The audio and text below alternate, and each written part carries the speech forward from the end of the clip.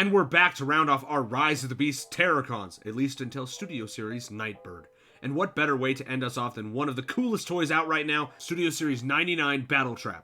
And since this is being filmed before the film releases, we literally know next to nothing about him, who he is, or what his role in the movie is. But hey, we do know what he looks like in the film, so let's take a deep dive into what Battletrap here gets wrong and what he gets right. Alright, so let's just dive in, and whoa! That's a robot. Out of all the Terrorcons, this one feels the most like a Nightverse design, Nightverse being the Bumblebee movie.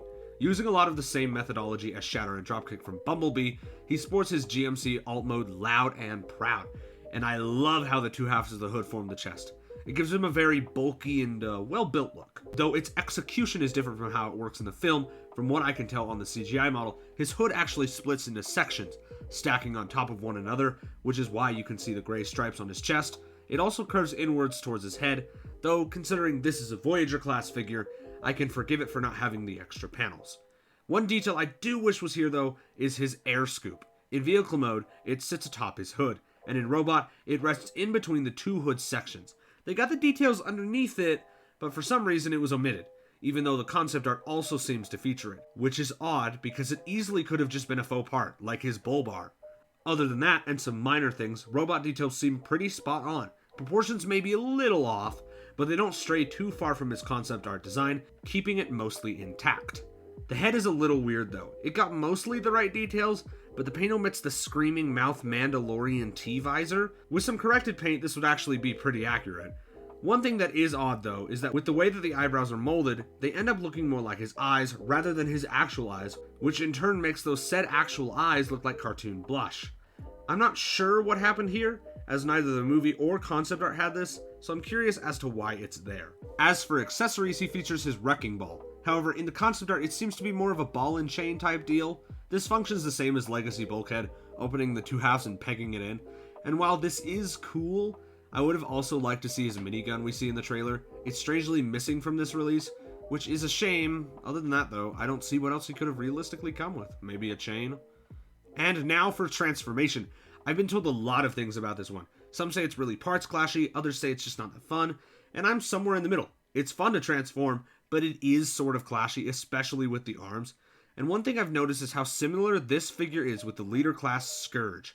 They both use very similar transformations, and pretty much all of their parts end up in the same place. Whether this was intentional or not, it's kinda neat to see how similar two figures can be, but both are completely different. And hey, for a quick bit of weapon storage, you can throw the wrecking ball in the back to complete the look. So Battletrap here, at least from what I figured out from my own research, transforms into a modified 1982 GMC C7000 top kick tow truck. And yup, that's awesome. This is one of the most solid alt modes for a live action character in a while. It's not my favorite from Rise of the Beasts, but it's up there. And it's also pretty dang accurate, though I can't help but say it's a little messy. The feet and the arms are clearly visible in this mode, and I can't help but think there was a better way to clean this up. And it's got an odd gap on the side, and there's actually a really easy method to fix this, which would also help make the entire tow truck look better, and it's make this panel bigger. It would probably require a second hinge to fold in on itself, but by making it bigger you fill that gap, make the truck more accurate, and help it feel more cohesive. Because as it stands, the bed is way too small for what it should be compared to the cab. It doesn't look bad, it could just look better. Another thing that they could have improved was the color. The orange is great, but aside from the gray stripes, they should have maybe made the gray even darker. As in the film, it's dark gray or even black. I think this would have made the truck way more pleasing to the eye and helped make it more accurate. As it stands now, it's pretty good. Not perfect, but great for a Voyager.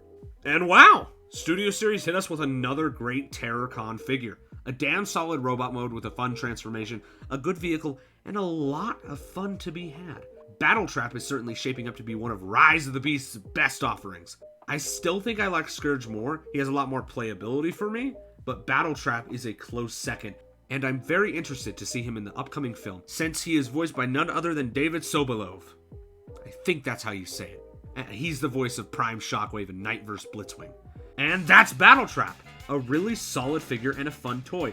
I'm curious to see if the Rise of the Beasts mainline offers a Voyager-class Battletrap down the line, but for now, this is all we got. And hey, I've looked at the other 2 Terrorcons. Definitely check out those reviews to see the ups and downs of Scourge and the surprising nature of Nightbird. And let me know what you think of this Terrorcon trio. Until next time, see ya.